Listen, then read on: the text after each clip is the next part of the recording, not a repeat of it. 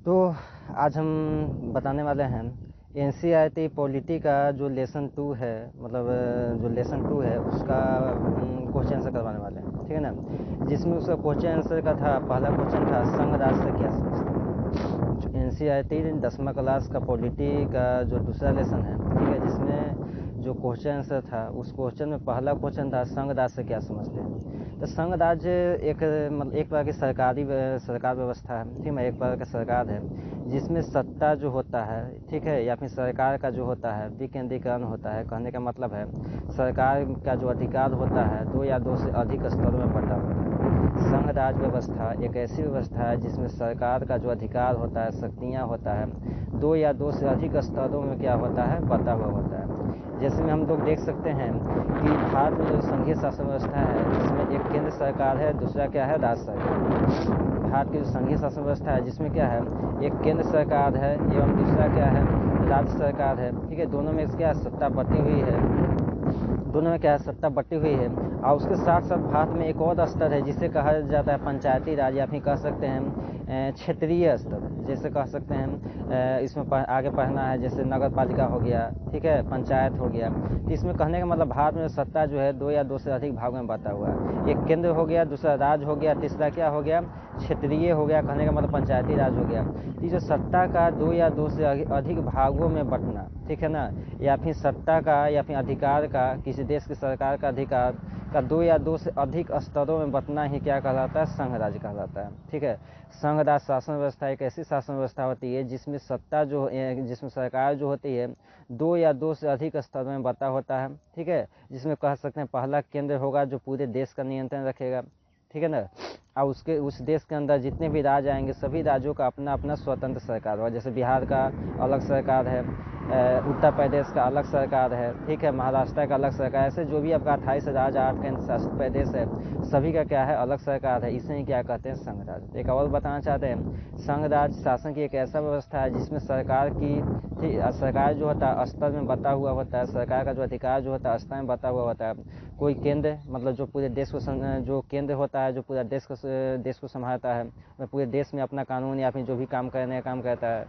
यह क्या होता है, राज्य सरकार होता है जो क्या कहता है, राज्य सरकार का प्रधान होता है, मतलब किसी राज्य का प्रधान होता है जो राज्य के अंदर जो भी कानून पास करना है या फिर नियम चलाना है या फिर जो भी अपना राज्य के विकास के लिए काम करना वो राज्य सरकार करता है। आगे क्या होता है, एक ग्रामीण होता है जिसमें पंचायती राज काम करता है। एक ग्रामीण सरकार होता है जिसमें पंचायती राज काम करता है, ठीक है, जिसमें मुखिया ये सब प्रधान होता है। तो कहने का मतलब संघीय शासन व्यवस्था एक ऐसी शासन व्यवस्था है जिसमें सत्ता का क्या होता है, जिसमें सत्ता जो होता है बहुत स्तर में बटा हुआ होता है, खास करके दो या तीन स्तर में, जैसे भारत में केंद्रीय, ठीक है ना, राज्य और क्या होता है पंचायती राज, एक क्या है संघीय शासन व्यवस्था, ठीक है। तो हमारा अगला क्वेश्चन जो है क्या है,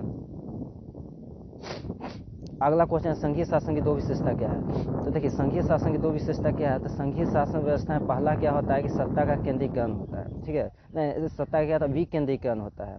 विकेंद्रीकरण का कहने का मतलब है कि सत्ता जो है दो या दो से अधिक स्तरों में बंटा होता है। संघीय शासन व्यवस्था की पहला विशेषता यह है कि सत्ता जो होता है दो या दो से अधिक स्तरों में बंटा होता है। जैसे अभी बताएं पिछले क्वेश्चन में कि एक केंद्र होता है, दूसरा राज्य होता है, या फिर एक पंचायती राज आ जाएगा, ठीक है ना। तो ये क्या है, पहली विशेषता। दूसरा विशेषता क्या है कि संघीय शासन व्यवस्था में एक संविधान होती है और उस संविधान के तहत ही पूरा देश को चलाया जाता है, सत्ता को चलाया जाता है। पहला संघीय शासन विशेषता यह है कि संघीय शासन व्यवस्था की पहली विशेषता में इसमें क्या होता है, सत्ता जो होता है स्तर वाइज बटा हुआ होता है। स्तर वाइज बटने का मतलब है कि यहाँ पर जो सत्ता जो होता है एक स्तर में ना होकर इसमें एक से अधिक स्तर में होता है। जहाँ पर मान लेते हैं अमेरिका में, ठीक है, तो वहाँ पर क्या है कि केंद्र है, ठीक है, फिर अलग अलग राज्य हैं, ठीक है। लेकिन भारत में क्या है कि सत्ता जो है एक केंद्र है, केंद्र के अंदर क्या है, राज्य काम। अमेरिका में जो केंद्र के अंदर राज्य नहीं, वो क्या अलग अलग है। लेकिन भारत में जो है केंद्र के अंदर राज्य काम करता है, राज्य के अंदर जो है ग्राम का जो व्यवस्था, मतलब गाँव का जो व्यवस्था है, पंचायती जो काम करता है। मतलब एक क्या है स्तर वाइज बता हुआ है भारत में क्या है, सत्ता जो है एक स्तर वाइज बता हुआ है। तो ये क्या है, पहली विशेषता है कि सत्ता का यहाँ पर क्या है, शासन का क्या है, विकेंद्रीकरण किया गया है, ठीक है ना। और दूसरा पहला याद रखिएगा विशेषता में कि शासन का विकेंद्रीकरण किया जाता है संघीय शासन में। दूसरा क्या किया जाता है कि यहाँ संविधान के अनुरूप, मतलब संविधान के अनुरूप ही सारे काम किए जाते हैं। इसके बाद हमारा जो अगला क्वेश्चन है कि सत्ता की अच्छा ये चौथा आ गया, एक मिनट, तीसरा क्वेश्चन ले लेते हैं पहले हम। तीसरा, तो हमारा तीसरा क्वेश्चन है कि सत्ता की सरदारी से क्या समझते हैं। तो सत्ता की साझेदारी का अर्थ होता है कि सत्ता का विकेंद्रीकरण करना। वहाँ पर क्या चीज़ था, शासन का विकेंद्रीकरण था, जो पिछले क्लास में पिछले क्वेश्चन में बतलाया कि संघीय शासन की विशेषता, तो उसमें क्या चीज़ था, या फिर कहने का मतलब है कि संघीय शासन क्या है, तो शासन का विकेंद्रीकरण था, मतलब एक केंद्र का शासन हो गया, ठीक है, जो पूरे देश पर होगा, एक राज्य का शासन हो गया जो किसी राज्य का प्रधान होगा, एक पंचायती राज हो जाएगा, ठीक है, जो किसी गांव या फिर नगर का प्रधान होगा।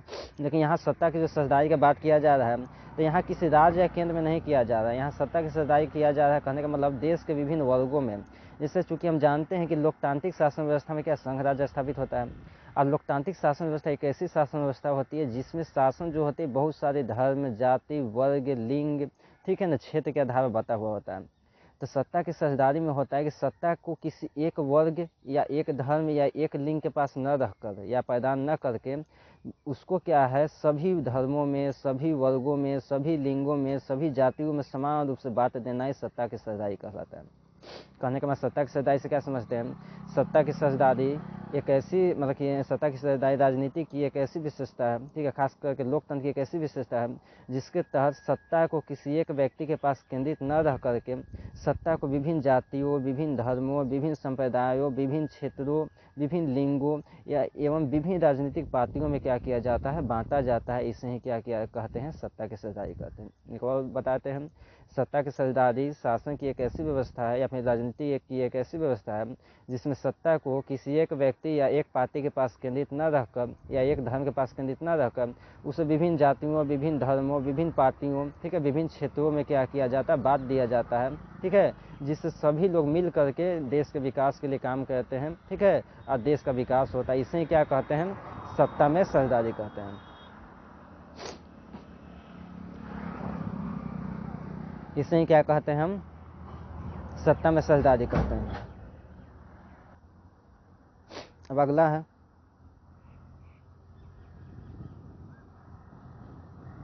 कि सत्ता की साझेदारी लोकतंत्र के लिए क्या महत्व है। तो ये हमारा है चौथा क्वेश्चन कि सत्ता की साझेदारी जो है लोकतंत्र के लिए क्या महत्व रखती है। तो हम कहेंगे कि सत्ता की साझेदारी जो है लोकतंत्र के लिए बहुत अधिक महत्व रखती है। कहने का मतलब लोकतंत्र का आधार होता है सत्ता की साझेदारी, लेकिन लोकतंत्र कहने का मतलब है सत्ता का किसी एक व्यक्ति के पास केंद्रित ना होकर क्या सभी धर्मों, सभी संप्रदायों, सभी क्षेत्रों, सभी लिंगों में क्या हो जाना, बंट जाना, या फिर सभी पार्टियों में बंट जाना, ठीक है। जब केंद्र सत्ता किसी एक व्यक्ति के पास रहेगा तो क्या हो जाएगा, वो तो राजा का शासन हो जाएगा। और लोकतंत्र में क्या होता है कि सत्ता की साझेदारी जो होता है लोकतंत्र के लिए बहुत अधिक महत्व रखती है, क्योंकि जो होता है लोकतंत्र को बचाने का काम करता है, ठीक है। जब एक व्यक्ति के पास सत्ता आ जाएगा, सत्ता की साझेदारी नहीं किया जाएगा तो वो जो है कोई क्या हो जाएगा, वहाँ कुशासन आ जाएगा, वहाँ तनाशाह आ जाएगा, वहाँ पर राजा का शासन आ जाएगा, ठीक है ना। लेकिन सत्ता की साझेदारी करने पर जो होती सत्ता किसी एक व्यक्ति के पास न रहकर सत्ता जो होता है लोकतंत्र में निवास करने वाले विभिन्न धर्म, विभिन्न जातियों, विभिन्न वर्ग, ठीक है ना, एवं विभिन्न क्षेत्र एवं विभिन्न राजनीतिक पार्टियों में बंट जाती है, ठीक है।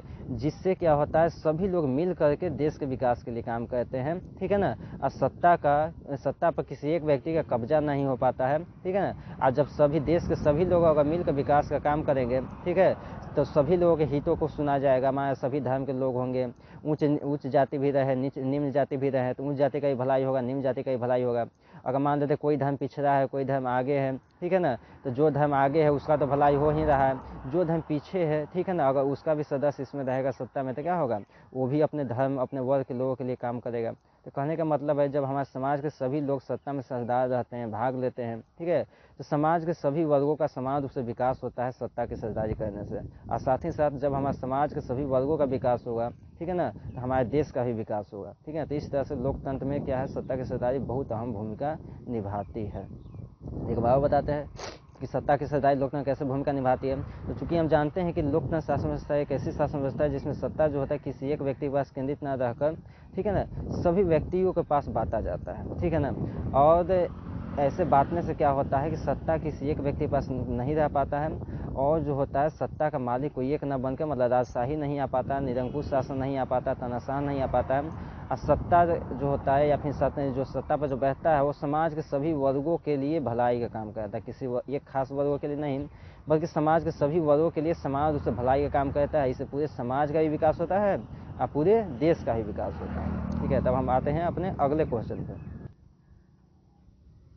तो हमारा अगला क्वेश्चन है सत्ता की साझेदारी की अलग अलग तरीके क्या हैं। तो सत्ता की सरदारी की अलग अलग तरीके क्या हैं? तो चूँकि हम जानते हैं कि सत्ता की सरदारी कहने का मतलब है बहुत क्षेत्रों में किया जाता है, ठीक है। कहने का मतलब है कि सत्ता की सरदारी अलग अलग तरीके का मतलब होता है कहीं राजनीतिक पार्टियों में सत्ता की सरदारी किया जाएगा, कहीं धर्म में किया जाएगा, ठीक है, बहुत सारे धर्मों के बीच किया जाएगा, कहीं पर क्या है किसी अलग अलग समुदाय के लोग हैं वहाँ पर किया जाएगा, ठीक है। तो सत्ता की सरदारी कहने का मतलब है इसके बहुत सारे तरीके होते हैं। धर्म के आधार पर, ठीक है ना, सत्ता की सरदारी कर सकते हैं, ठीक है ना। जाति के आधार पर कर सकते हैं, ठीक है। ऊंच और नीच के मतलब कहने का मतलब है जिसे कह सकते हैं एक पिछड़ा वर्ग और क्या है अगला वर्ग, मतलब कहने का मतलब है कि उच्च वर्ग और निम्न वर्ग में सत्ता की सरदारी कर सकते हैं, ठीक है ना। तो यहाँ पर सत्ता की सरदारी के क्या होते हैं, कई स्तर होते हैं हमारे यहाँ पर, ठीक है ना। पहले तो एक होती है राजनीतिक पार्टियाँ, विभिन्न राजनीतिक पार्टियों में सत्ता की सरदारी कहते हैं, ठीक है ना। फिर क्षेत्र के आधार पर सत्ता की सरदारी कहने का मतलब विभिन्न क्षेत्रों में किसी भी भारत में बहुत सारे राज्य है तो सभी राज्यों में सत्ता की सरदारी होगा, ठीक है। अब किसी एक ही राज्य का व्यक्तित्व है ना, प्रधानमंत्री भी होता है वहाँ का, मुख्यमंत्री भी होता है, वह सारा कुछ एक ही राज्य का व्यक्ति होता है। वहाँ पर अलग अलग राज्यों में अलग अलग मुख्यमंत्री होता है, पूरे देश का एक अलग प्रधानमंत्री होता है। यहाँ पर हो जाएगा एक राजनीतिक के आधार पर सत्ता की सरदारी, फिर हो जाएगा धर्म के आधार पर सत्ता की सरदारी, किसी खास समुदाय के आधार पर सत्ता की सरदारी हो जाएगा, ठीक है ना। और क्या हो जाता है जाति के आधार पर सत्ता की सरदारी, ठीक है, भाषा के आधार पर सत्ता की सरदारी। ये सब क्या होता है सत्ता की सरदारी के कई तरीके हो सकते हैं, ठीक है ना। अब हमारा अगला क्वेश्चन जो है क्या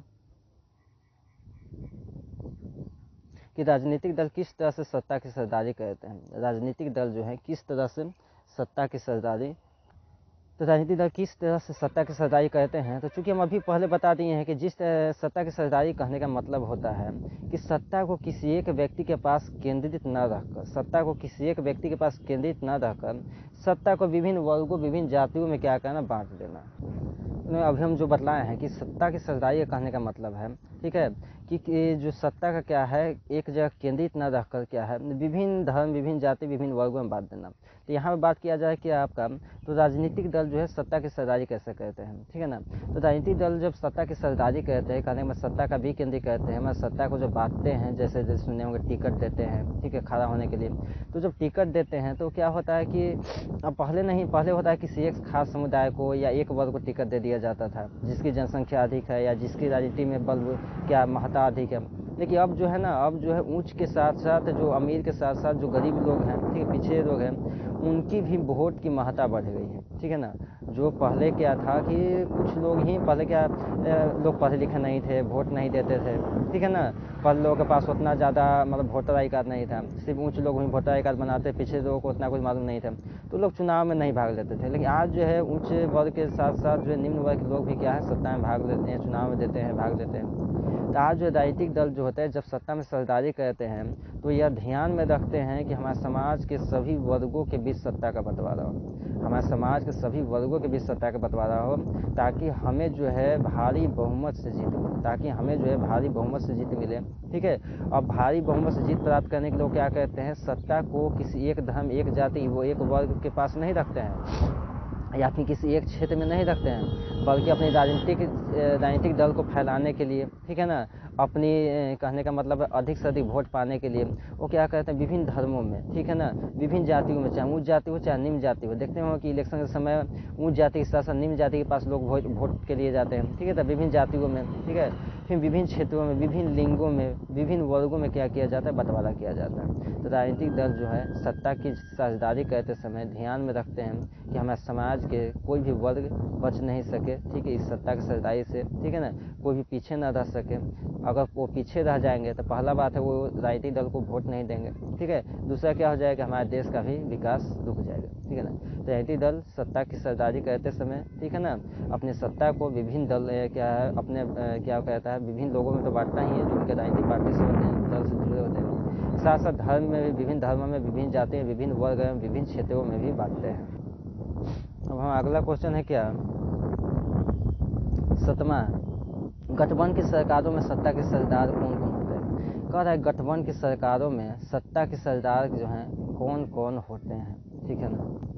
कह रहा है गठबंधन की सरकारों में सत्ता के सरदार कौन कौन होते हैं। तो कहने का गठबंधन की सरकारों में सत्ता के सरदार जो हैं क्या होते हैं, तो वो जो होते हैं जो भी गठबंधन बनाकर गठबंधन में आते हैं, कहने का मतलब है कहने का मतलब है जितने भी पार्टियां, ठीक है ना, मिल कर के गठबंधन की सरकार बनाते हैं, गठबंधन की सरकार में सत्ता के सरदार कौन कौन होते हैं, तो इसमें कहा जाएगा कि कहने का मतलब है गठबंधन सरकार, कहने का मतलब बहुत सारा पार्टियां मिलकर क्या बनाएगा, अपना एक सरकार बनाएगा। तो बहुत सारा पार्टियां मिलकर के जब अपना एक क्या बनाता है, सरकार बनाता है, जब बहुत सारी पार्टियां मिलकर अपना एक क्या बनाता है, सरकार बनाता है, ठीक है ना, तब जब सत्ता की बंटवारा किया जाएगा तो सभी पार्टियों के बीच किया जाएगा, उन सभी पार्टियां मतलब उन सभी पार्टियों के बीच सत्ता का बंटवारा किया जाएगा जो जो मिल करके इस गठबंधन सरकार को बनाते हैं। तो गठबंधन सरकार में सत्ता के सरदार कौन कौन होते हैं, तो सभी पार्टियां जो आपस में मिल करके, ठीक है ना, गठबंधन की सरकार बनाए थे, ठीक है ना, वो क्या होते हैं, गठबंधन सरकार में सत्ता के सरदार होते हैं। वो क्या होते हैं, गठबंधन सरकार में सत्ता के सरदार होते हैं। जैसे इस बार चुनाव में कहा हुआ था कि बीजेपी की गठबंधन सरकार थी, एक एनडीए जो कांग्रेस की, इंडिया जो कांग्रेस की गठबंधन सरकार थी। अब बीजेपी में भी लगभग था कि 30 अलग अलग पार्टियां था जुड़ा हुआ, ठीक है ना, और एनडीए इंडिया में भी, इंडिया अलायंस में भी क्या था कि अलग अलग क्या चीज था, 30 से ऊपर पार्टियां था जुड़ा हुआ। तो जब सत्ता की सरदारी होगा इस गठबंधन सरकार में, एनडीए का अलग होगा और इंडिया का अलग होगा।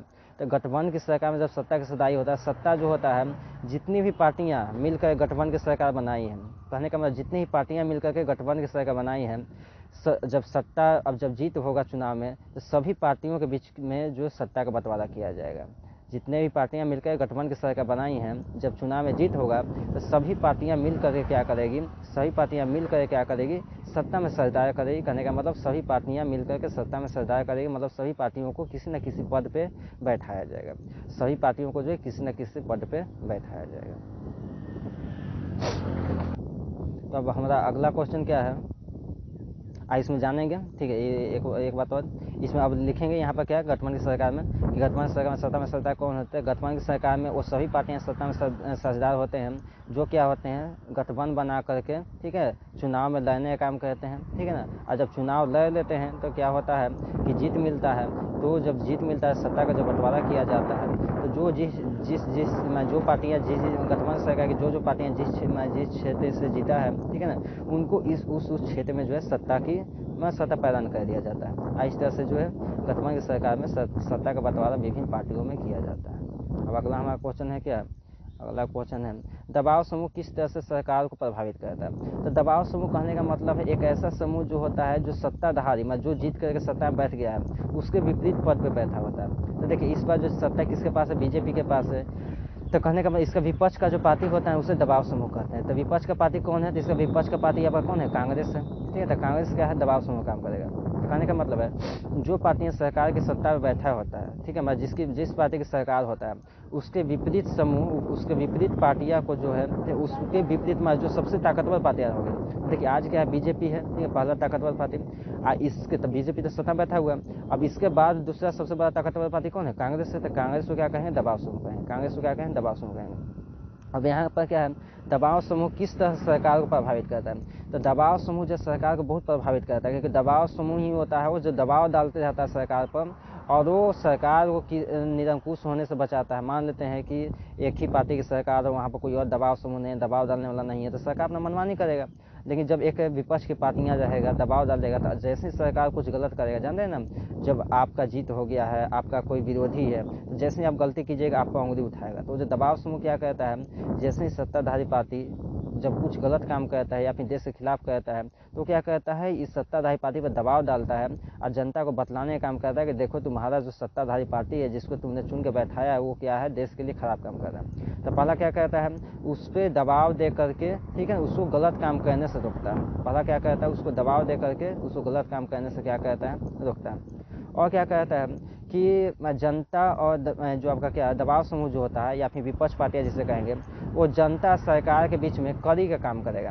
कहने का मतलब है जनता की आवाज़ को क्या कहता है, वो संसद तक ले, कहने का मतलब वो जनता की आवाज़ को संसद तक ले जाएगा, संसद तक ले जा करके, ठीक है ना, वो जनता की आवाज़ को संसद में रखा। बताइए जनता क्या चाहता है, सरकार को कैसे पता चलेगा।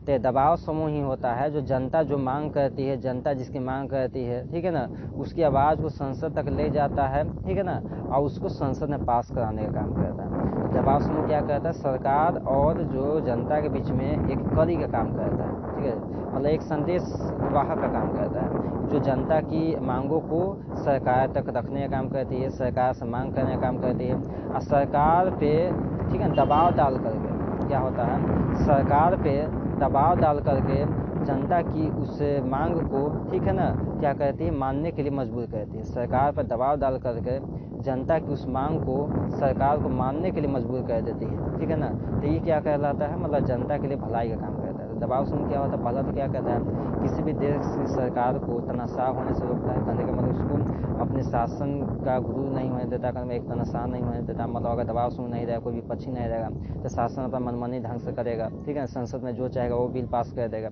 लेकिन जब एक विपक्षी पार्टी रहेगा तो वो जो है देश के हित में जो काम होगा वो सही है वो मानेगा, लेकिन जैसे ही देश के विरुद्ध कोई काम होगा तो उसके लिए वो जो है विपक्षी पार्टी क्या हो जाएगा, खिलाफ हो जाएगा, ठीक है ना, और उसको जो सत्ताधारी पार्टी को गलत काम करने से रोकेगा, ठीक है। और क्या हो जाता है कि और क्या करेगा जनता के दूसरा काम क्या करेगा दबाव समूह या विपक्ष पार्टी, कि जनता की मांगों को सरकार तक रखेगा। मतलब वो कहेगा कि देखो, ठीक है ना, तुमने इस वो क्या करेगा, जनता की जो मांग है उसको क्या करेगा, संसद में ले जाएगा, और ले जाकर क्या करेगा, सरकार से कहेगा कि जनता की एक मांग है, जनता की ये मांग है, जनता की इस मांग को पूरा किया जाए। तो क्या करेगा, जनता की मांग को क्या करेगा, सरकार तक पहुंचाने का काम करेगा। तो इस तरह से हम कह सकते हैं कि दबाव समूह जो है, ठीक है, क्या करेगा, दबाव समूह क्या करता है, तो वो क्या करता है कि कड़ी का काम करता है जनता और सरकार के बीच में, एक संदेश वाहक का काम करता है। नहीं तो जनता की आवाज़ कैसे पहुंचेगा, ठीक है ना, जनता यहाँ आंदोलन करते रहते हैं। अब सरकार, देश में तो बहुत सा आंदोलन होता है, ठीक है ना, अब सरकार कहाँ कहाँ देखेगा कहाँ क्या होता है। तो दबाव समूह क्या होता है, सीधे यहाँ से उठाता है जनता के मुद्दा को, सीधे संसद में ले जाके सरकार को बताता है कि जनता को यहाँ समस्या है, उसकी समस्या को निदान किया जाए। पहला काम ये हो गया। दूसरा क्या करेगा, सरकार को किसी गलत काम करने से रोकेगा। तो दबाव समूह जो होता है सरकार को प्रभावित इसी तरह से करता है। कहने का मतलब है कि सरकार पर एक कंट्रोल रखने का काम करता है। दबाव समूह क्या करता है, सरकार पर कंट्रोल रखने का काम करता है। सरकार को किसी गलत काम, देश के विरुद्ध कोई काम करने से क्या करता है, रोकता है। सरकार को किसी देश के विरुद्ध काम करने से क्या करता है, रोकता है। तो ये हमारा जो था पॉलिटी की जो दूसरा चैप्टर था, मतलब 10वां क्लास पॉलिटी, जो आपका क्या राजनीतिक शास्त्र, ठीक है, जिसका दूसरा चैप्टर जो था उसका क्वेश्चन आंसर था। अगले क्लास हम कल लाएंगे, इसका जो है अगला क्वेश्चन आंसर लाएंगे, ठीक है ना। तो आज हम यहाँ पर अपना क्लास को रोकते हैं।